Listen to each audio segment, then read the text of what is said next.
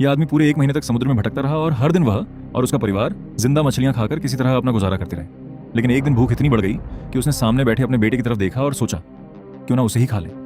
लेकिन तभी जब उसका निर्दय पिता अपने बेटे की तरफ बढ़ने लगा, उसकी मां ने चप्पू उठाया और उस निर्दय पिता को मार डाला, फिर उसे समुद्र में फेंक दिया। अब वह भी मछलियां खाकर ही जीने लगी। 3 लोगों का यह परिवार समुद्र में यूं ही तैरता रहा। आखिरकार जब वे भूख से मरने की कगार पर पहुंच गए, तभी रैचल की नजर सामने जमीन के एक टुकड़े पर पड़ी।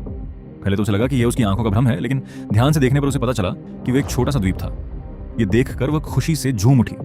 इसके बाद उनकी नाव सुरक्षित किनारे तक पहुंच गई और रैचल अपने दोनों बच्चों के साथ उस द्वीप पर उतर गई। सबसे पहले उसने बच्चों को खाना खिलाने के बारे में सोचा, इसलिए उसने एक नुकीले औजार से नारियल तोड़ा और अपनी ताकत बढ़ाने के लिए उसका पानी पिया।